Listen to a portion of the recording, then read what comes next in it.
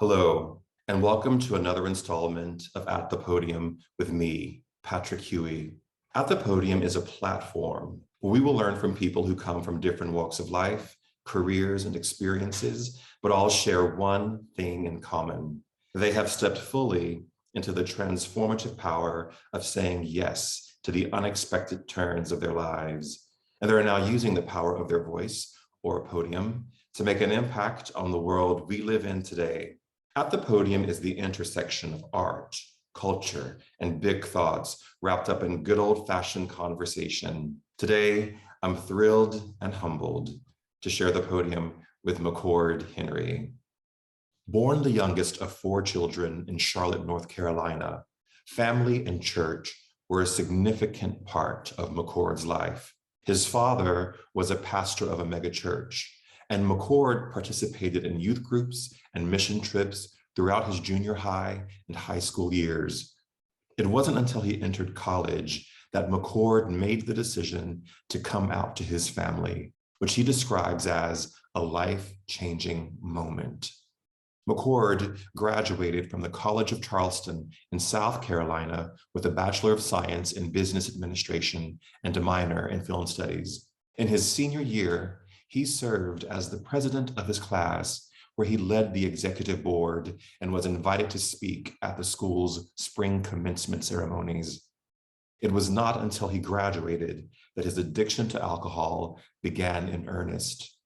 Over the next 7 years, his life would become a series of attempts to find sobriety, but alcohol consumed his life. Even a stay at a sober house could not help him address his addiction. It wasn't until a life-altering experience in 2017 that his life changed, and he has not had a drink since that time. In the 4 years of being sober, he has seen his career in the luxury hospitality sector flourish, and he now runs marathons in support of organizations that support people on their journey to sobriety. In looking at his life today, McCord says, 4.5 years later, 4 promotions, 2 marathons, and a move to New York City, I am the happiest I have ever been. My life has focus and meaning. McCord, welcome to At the Podium. Thank you. I'm excited to be here. I've really been looking forward to speaking with you because so many people suffer with addictions themselves. And we all know someone who is currently fighting an addiction or has been fighting an addiction. And I think your story can give people so much hope that there is a way out. Thank you. I hope so. It's a personal story that I struggled with, obviously, but my goal with sharing and being so open about my struggles and my sobriety is to, cast more light on this subject. I think there's a lot of different paths to sobriety, and there's not a monopoly or a right way to do it. And for me, anonymity was difficult. So I wanted to kind of do my own thing. And the more darkness and shame I put on myself for this subject, the harder it was for me to cope. So by kind of declaring it as a, not necessarily a negative, but just a truth of mine is one way that I kind of shed light on it. And the more I talk about it and the more I discuss it with others, the more normal it seems, and it's not so scary and not so daunting. We talk to a lot of people who've gone through drug addiction, alcohol addiction, prescription drug addiction. And the one thing that we talk about is that there's so much shame for the person going through that. But there's a real healing power for them and a learning vocabulary for us when that person can step forward and say, this is my story, this is what happened. And it's a beautiful testimony. Yeah, I agree. So I want to just jump right in with you. You were the president of your class. You have strong family roots. There were career opportunities available to you. Why did you drink, and why did it become an addiction for you?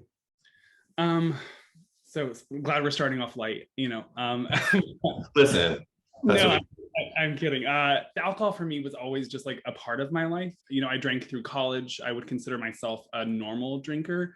Normal is a loose term when you're in Charleston, South Carolina, because everyone drinks like a fish there, myself included. So, I was kind of surrounded by it. It was part of my culture. My alcoholism really turned into a full-fledged addiction when after I graduated college. I felt like I was in college. I felt like I had a direction and a clear focus and a goal, and you're with like-minded individuals and you're all learning and growing and, experiencing the same new experiences together. And that kind of veered when I graduated college. I took a job as a inside sales analyst in Charleston, South Carolina. And the main reason I took a job was for a relationship. I found someone and moved back to Charleston. And so I wasn't really happy in my career. And therefore the only happiness I really got was from my relationship and my friends and my, socializing life. And when my relationship suffered or my friendship suffered, it led into everything. And therefore I really started drinking because I wasn't happy with myself, and I started drinking to escape instead of enhance any sort of situation. And that's when it really became a focus of my life and turned from just a part of it to really, it was an ongoing constant. And what did it give you when you drank? Escape. It gave me a sense of numbing. It kept the demons at bay, and just I felt like I was, a lot of people drink to make themselves outgoing or, social lubricants or, whatever you want to say. I really just drank because I wasn't happy with myself. I moved to Los Angeles to kind of put a Band-Aid on the situation. I wasn't happy. I thought, chasing a dream of working in film and casting would solve the trick. So I moved to LA and pursued a career in film casting. And, when you have a pretty intense drinking problem in Charleston, maybe don't move to Los Angeles and become a bartender. Was not a great life decision, but I ended up cashing out my 401k, running myself into a stupor. And my drinking went from, I was kind of functioning in Charleston to every day was, waking up to drink. And I really drank because I was depressed, not happy with myself, and because I couldn't stop drinking, and it just became my life. As you're going through this really serious problem, where were your close friends? Where were your family? How were they dealing with this with you? So my family and my friends were where I had kept them, which was at bay. I moved to Los Angeles to pursue a dream, but I also fled my current situation and my family and my support system to do that. They reached out. They were trying to be there. My brother came and visited me. I was living with, another brother's friends, but, I told them everything was fine. And that's kind of a recurring theme that circled the first time, or came up the first time I got drunk, and then the second time as well. I was out west, far away, and just detached emotionally and physically. And it was kind of easy to keep them in the dark. I was super busy with work or whatever reason. And, they tried to reach out and to help and, intervene. I've had interventions. I went to a family wedding in Atlanta, and that's when they really realized that there was a severe problem. Knowing that they were there was always comforting, but I didn't want them to know me as I was, because I wasn't happy with who I was. Why weren't you happy? Because I was embarrassed. I couldn't, it was so, Patrick, it was, I'm looking back on everything now, I wouldn't change anything. I think everything happens for a reason, but my addiction was so severe that there was no question as to whether or not I could handle alcohol. I see a lot of people in my industry in New York and Baltimore, kind of everywhere, that can handle and kind of walk the line of, maybe I'm drinking too much, maybe I'm not. From my experience, there was just no question. Like, if you saw me, I couldn't hold a tray steady enough and serve a martini glass as a server, because my hands were just shaking so bad. So in a lot of ways, I'm really grateful that it was that severe, just because the choice was made for me. It was either, I had two options: either get sober or die or go to jail. 3 options, I guess. But when I was in that dark place, no one could reach me, and I didn't want to be found. I just wanted to be left alone and left with my own devices. And I was just such a miserable person. And I'm sure I was fun and nice. I don't think that's ever changed in some instances, but I did not want anybody. I try and find pictures of myself from that time, and I really can't find many because I would just shy away from everything, limelight, camera, and all of it. So What happened on April 3rd, 2017? so it's kind of that whole month of April or March into April was just kind of a slow, or actually pretty quick decline, if you will. I had moved. Long story short, that was the second time I got sober, because the first time I got sober was in LA, and I went to intervention, went to a sober living house, and we can talk about that a little bit later. But March 3rd, 2017, I woke up, and I had a week earlier, had gotten written up at work for falling asleep on the job, for being drunk. There was documentation and footage of me in the office just like sprata on the floor. My boss sat me down. My boss actually at the time was 17 years sober. And so he knew what was going on with me, and he sat me down. We had a write up and was like, McCord, what's going on? Like, what is going on? And I was like, John, I'm just not doing too well right now. And I always there's always something to blame. There's some instance, some reason that you can come up with for the way that I was. It was never my fault, and I was like, John, I'm not doing well, and he asked me if I wanted to see the photo of me on the floor. And I was like, no, I do not. I had the next day off, and I drank the whole day, and I woke up the next morning. That was like a week before April 3rd, and called in and quit my job. I just quit. I don't really remember anything from that week after that. I know that the HR department had called and reached me, or to try to reach me, and they got me a hold of me, and I was like, I'm fine. And then they kind of went away the next day. And then the rest of that week, I really don't remember anything. I do remember delirium tremors, which is like a very severe hallucination if you're withdrawing from alcohols, because that will kind of stay with you. But essentially, I woke up. I think I attended an AA meeting drunk as well. And I woke up on April 3rd, and I just was done. Yeah, I was done. I called my brother, Thomas, who lives in Maryland. And I remember being outside smoking a cigarette and just like not being able to hold the phone still, and just being like, I don't know what to do. And he was like, go to the hospital. So I went to the ER. I ordered an Uber, walked in, and just said, I'm suffering from alcohol withdrawals. And they had this really amazing actually facility in Santa Barbara. That's where I was living at the time. And went upstairs and successfully detoxed. And 5 days later, on April 9th, I walked out of the hospital, and I haven't touched it since. The part that is heartbreaking to listen to your story, is that it feels like there was no one there to help you. Yeah. And that's the part I think that struck me when I was reading the information you sent me, is that it felt like this journey, and maybe this is the journey of addiction, is a very lonely journey until you can find your way through it. Is that accurate? Accurate physically. Yeah, I definitely, in Santa Barbara, I had no support system. I had moved from Seattle, and I had good friends there, still have good friends from Seattle. My old roommate actually was just in town this week, and it's so like seeing her and see me now is just like such a great excitement. She like kind of got emotional.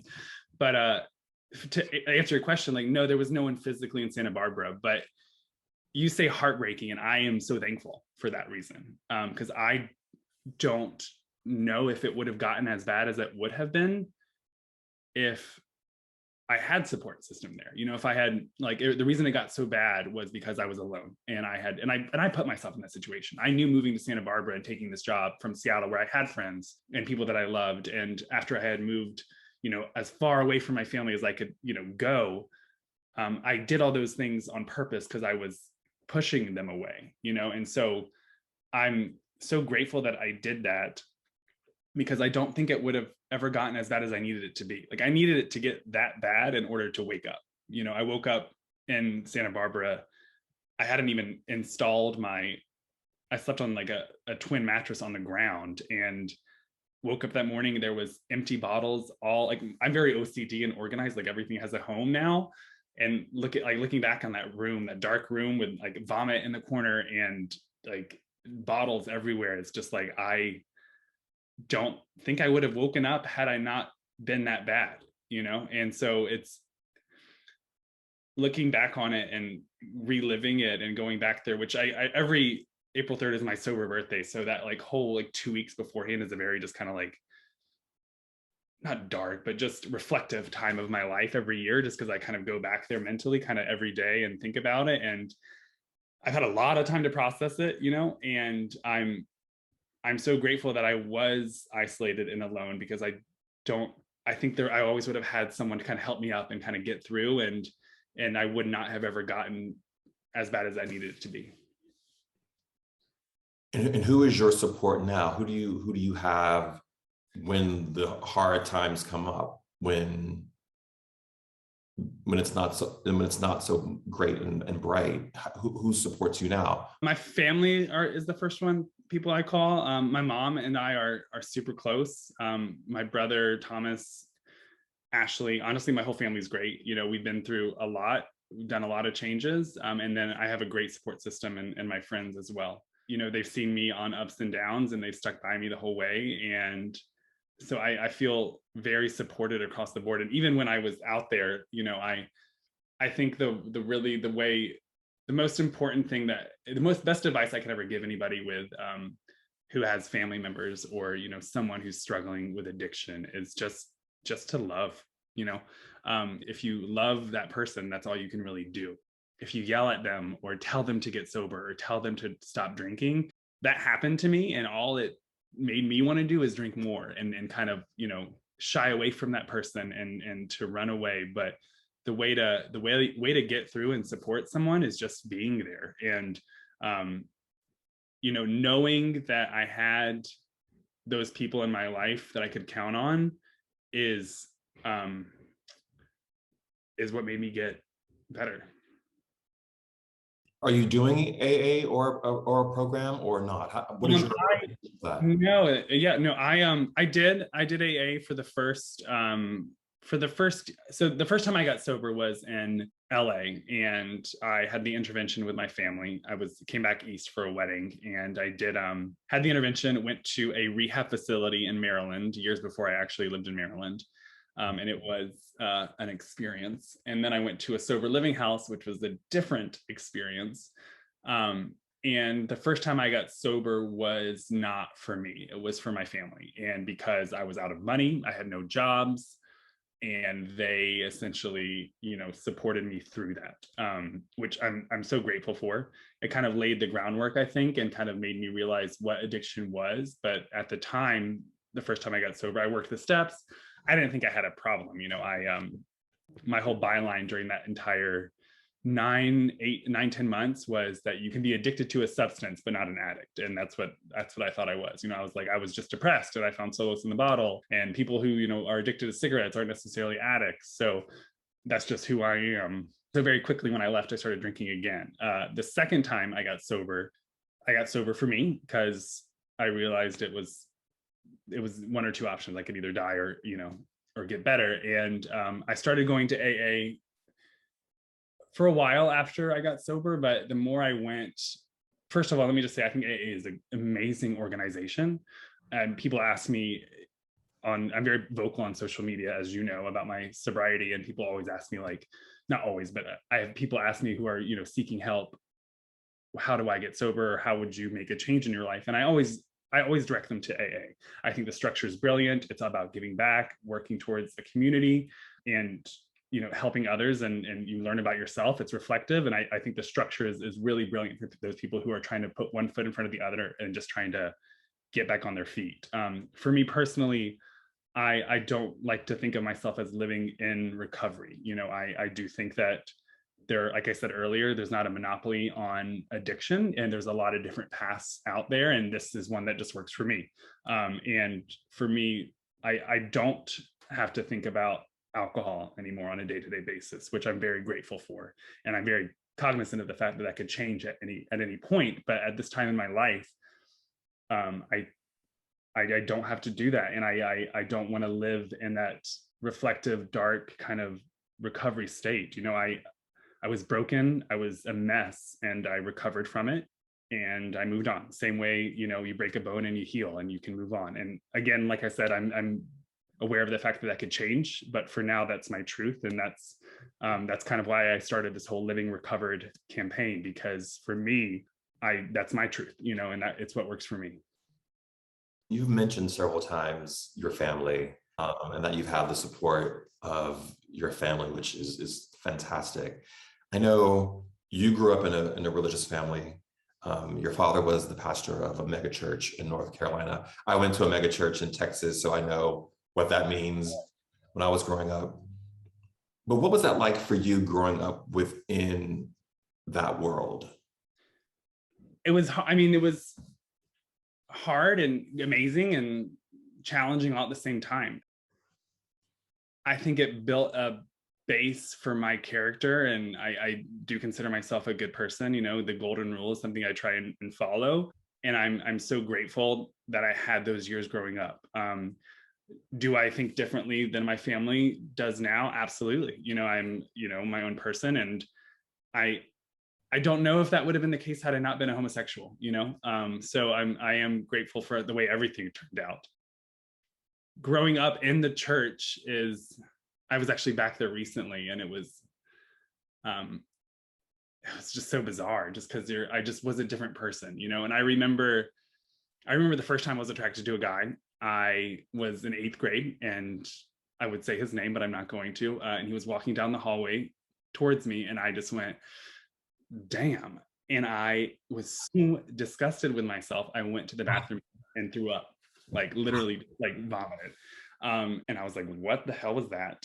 And that, really started the suppression and baseline shame of my sexuality for a really long time. And I wasn't comfortable sharing that with anyone, obviously. And for a long time, I thought I would, marry a woman, be straight, and then I went to college, and it was my I remember my first time ever really thinking for myself was as a junior in high school. I was in a world religion class, and the professor at a Bible school, like a Christian Christian high school.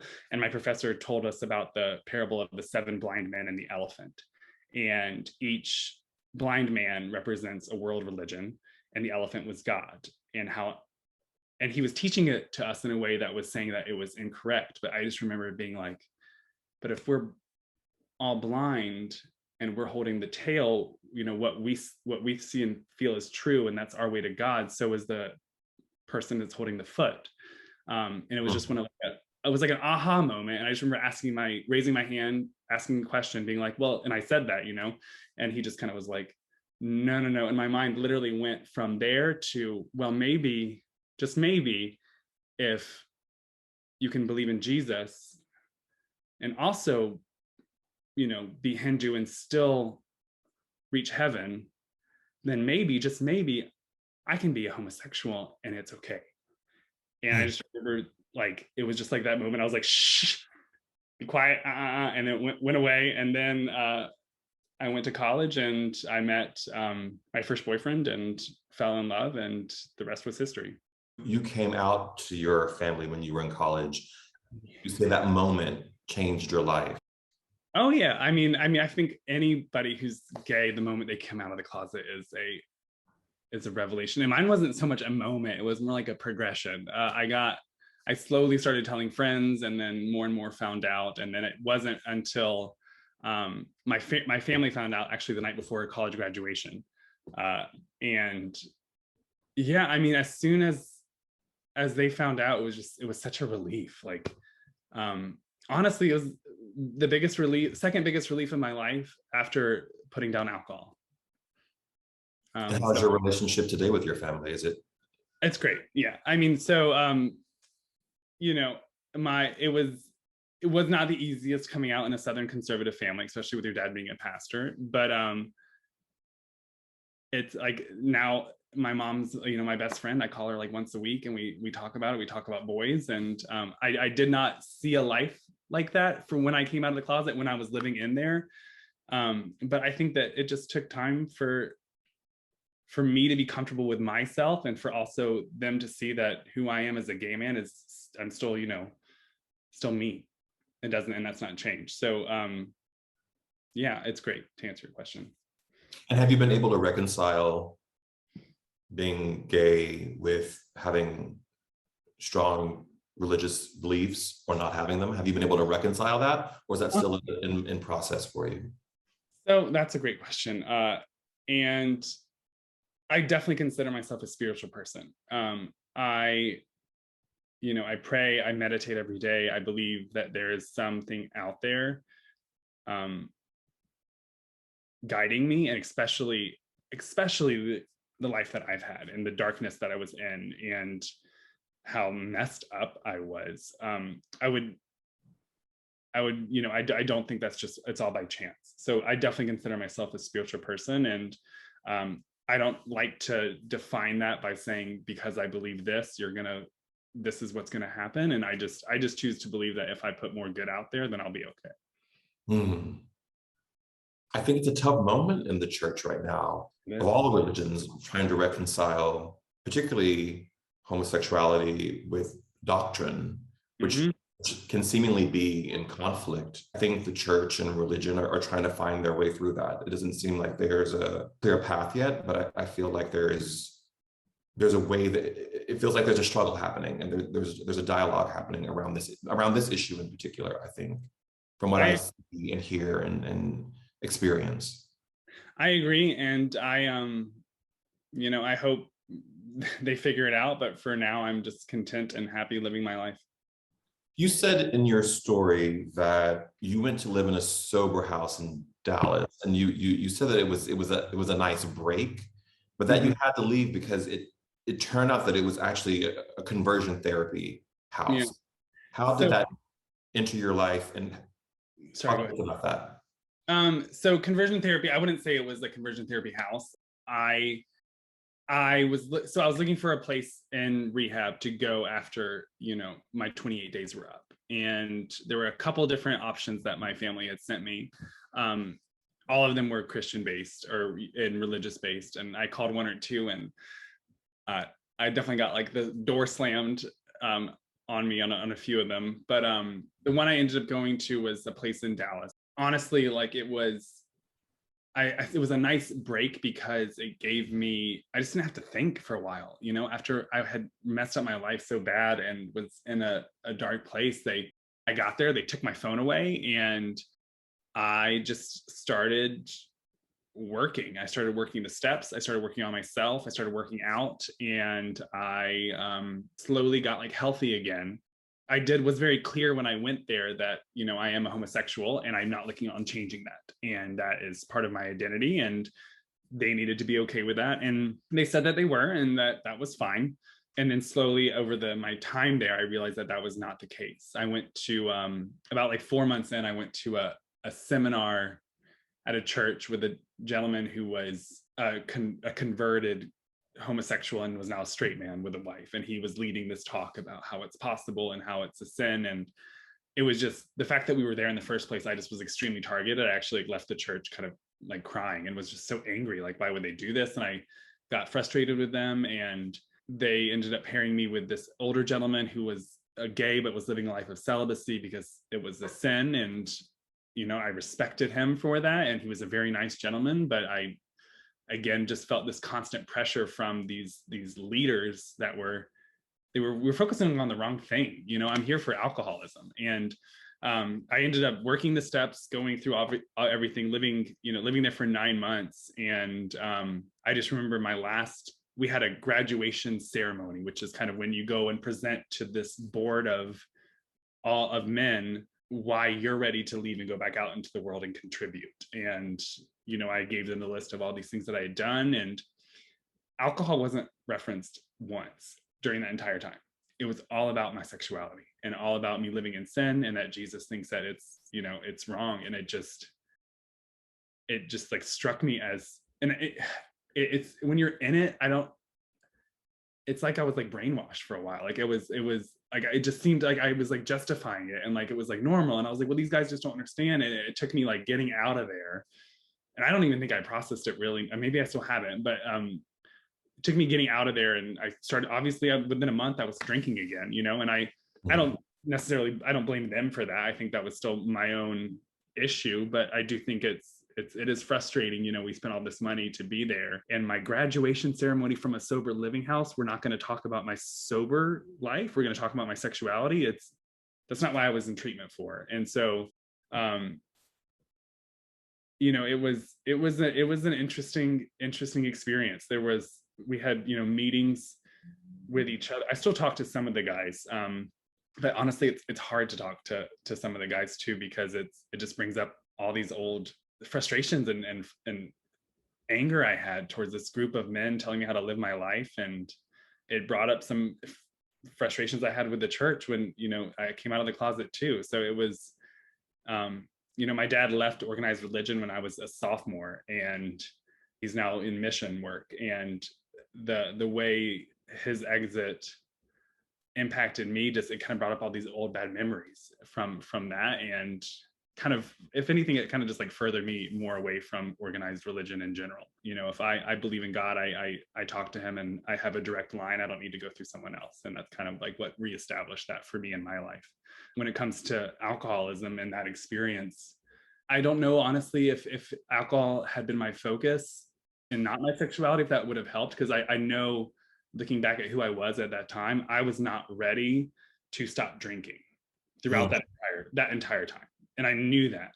So regardless of, I kind of look at it as two separate things. Like, one was my sexuality. And then at the end of the day, when I was sitting in those meetings in AA and I was talking to these other guys that were in my sober house with me with addiction problems, and most of them were there for heroin and opiates. And at the end of the day, in the back of my mind, I knew I was going to drink again, because I didn't think I had a problem. I thought, like I said, I was just depressed. So if anything, it just prolonged how long it took me to get sober. But at the end of it, it's how I got started in hospitality. So I was working as a server at a restaurant, and I remember this woman telling me what to do. And I was 25 at the time. I'd been working in restaurants since I was 15. And she was 22, fresh out of college, no experience, and was telling me what to do. And I was like, I am so much more qualified for this position than you are. Why am I listening to you? And I went up for a promotion that day and got it. And it all coordinated with the end of my stint in the sober living house. And I went up for a promotion, and they offered me 2 promotions. One was to stay in Dallas, Texas, where I was, and the other one was to go to Seattle, Washington. And I was like, I'm going to take the Seattle road. And I did. You said that even when you were in the sober house in Dallas, or whatever that house was, you knew that you were going to drink again, that you knew that you weren't done with it. And then I think about this time in April of 2017, that you knew that you were done. Why did you know that you were done? And does every addict have to reach that point to where they know that this is the moment? So yes, to answer your question, every addict has to realize it themselves. And I don't know what specifically changed. I just remember waking up, and I really had no options either. I had quit my job. I had pennies left, and I was forced into this corner, and I could have gone back out and drank more. But I just remember being like, this is it. This is the moment. And I wasn't 100% sure at that time that was it. I actually went home, or I moved. It was not home then, but it went to Baltimore. My brother, who I had spoken to, I talked to him a few days later, and he was like, come live with me. You can stay in my basement. There's this hotel that just opened up here, like a few blocks away. Come here, stay here, get back on your feet, and stay as long as you want. And I'm incredibly and forever will be grateful to him for that. And I did that. I moved with him, and the two of us went and visited my uncle. We call him my uncle, but he's actually my dad's cousin in Philadelphia, David, and he's been sober for 17 years. He also was, never done AA. He pulled me aside, and we're talking as this like family function's happening, and he just says, McCord, there's a moment, and he told me his moment, which I don't want to share because it's, you know, his personal story, but he told me that there's a moment in your life when you know, and you just know, and it's done. And I just remember I felt like I got like hit in the stomach. Like I was like, I just remember in that, like, I think that was my moment, because I remember seeing every future glass of red wine with steak, every champagne wine toast, every, you know, first date for drinks, any function, any event, any party, any sort of reason for not drinking, like kind of flashed before my eyes. And just this overwhelming sense of peace that was like, it's gonna be okay if I don't have those. And it was very, I like, it was very physical too. Like I felt it in my stomach, and just kind of like heavy, and then relief at the end of the day, because I was like, and that's it, and we're done. And how did you find running in marathons? So April 3rd, 2017 is my sobriety date. April 3rd, 2017 was alcohol. The next year, I decided to give up smoking cigarettes. So I smoked a lot of cigarettes that first year of sobriety. And I was like, I'm going to let myself have this. And I gave myself 1 year. And the next day I put it down and I started working out. So I started working out I switched one addiction for the other. I worked out regularly. And I remember I was in the Florida Keys at my granddad's place, and I went for a run, and I ran 7 miles, which is at the time was like the longest I'd ever run. And about a month before this, one of my very good friends had run a marathon, and she was like, "You've got to do one with me." And I was like, "Absolutely not. I will never do a marathon. That sounds awful." And in my head, it kind of like stuck with me, and I ran 7 miles, and I just was like, I'm gonna run a marathon. And I decided to do it. And I signed up for the Baltimore Marathon. It was very important to me that it was Baltimore. You know, there's the big six, you know, Tokyo, Berlin, London, Chicago, Boston, and New York, that everyone was like, run one of those, you know, you have to do it, or do XYZ. Baltimore was kind of where I established myself as the person that I'm becoming. I don't think I'm there yet, but and I wanted to do it there and give back in some capacity to the city that I was at. So in that moment, I decided to run. And you know, Baltimore is not a major marathon, so you can just like sign up and go for it. But I thought it was important that I use this, and I wouldn't, you know, necessarily call running a gift, but use this as some sort of platform to kind of get the message out there that, you know, you're not alone, and that there's another option for those that are struggling. And so I ran the Baltimore Marathon in 2019, and then I just finished the New York Marathon about 2 weeks ago, and I currently raised about 11,000. So the first one was for a rehab center in Baltimore, which is like a halfway house. It's called Penn North Recovery, and it's a great organization. And then I ran most recently the New York Marathon with the Partnership to End Addiction, and they're all about helping families who are struggling with addiction. And do you run under your organization, Living Recovered? Is that the so I run under, or Living Recovered is not an organization yet. My best friend Caroline has been trying to get me to turn it into one, and she will, you know, laugh at me for not doing it. But I do have the websites, Caroline, so that's good.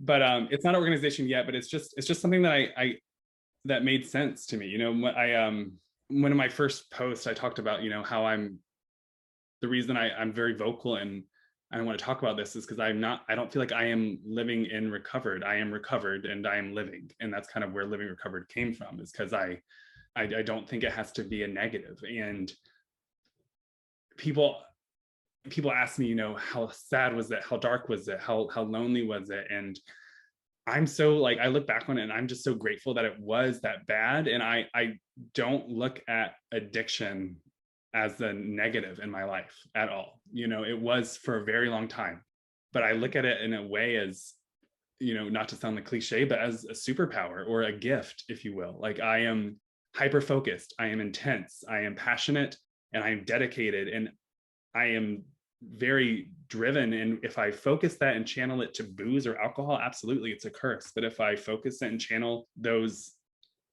traits into bettering myself, running, working out, quotes, reading, anything. It can be turned into a positive, and it can define my life, but on my terms. And it's something that I am, instead of shying away from and running from and being ashamed of, which I did for so long, I have embraced, and I've honed and turned into something that I can work towards my advantage. And I'm so grateful for all of that, because I don't know if I would be able to live up to my potential had I not been.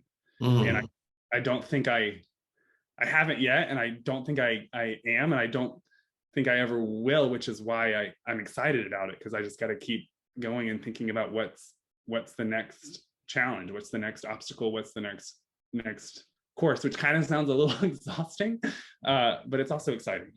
I find your story just beautiful and inspiring. It's such an easy word to say. Your story is beautiful and inspiring, but you came through and are coming through on the other side of something. And the fact that you can say that you wouldn't change that, because that's your story, that's your journey, that's the thing that makes you you. And you've been able to channel all of that into something positive, I think is even more impactful. Thank you. I hope so. I like to ask people, because I'm always curious, you've had so many different inflection points and turns within your life. What do you view as that moment when you had to take the greatest leap of faith and step out into the unknown? Into the Unknown by Idina Menzel just started playing in my head. I can do it. I've had a lot, honestly, and I mean, even from back from the first one to moving to LA on like a whim with nothing, and no real direction. So it's exciting, but I guess the most significant move into the unknown would, probably be moving to Baltimore, and I wouldn't say unknown. It was more like a shrug almost. At that point, I was so down on my life and not knowing what to do that it wasn't a victorious return to Baltimore. It was more just like a prodigal son, if you will, like coming back and almost and a lot of in a failure. But looking back, had I not done that, I wouldn't be where I am now. I'm with a great company. I just moved to New York, and that's an exciting unknown. But I think, not knowing how things turned out, especially working in hospitality too. When I said I was going back into the industry after being sober for what, like I think I interviewed with this company I was on April 19th, so it was like 16 days after I had gotten sober. My family was like, do not work as a server or a bartender in a restaurant, like do not do that, you are like asking for trouble. I'm very glad I did not listen to them, even though I probably should have. But for me, it was an unknown that certainly benefited in the long run. Thank you so much for your time today. I'm truly grateful that you sat down with me today. Patrick, it was an honor to be asked. I think I said I don't know if I'm successful enough for this interview, but I appreciate you reaching out, and always a pleasure to talk to you. And thank you for letting me be here. Absolutely. And to those of you who are watching and listening, remember, we all have a voice, so use yours wisely. Bye, everyone.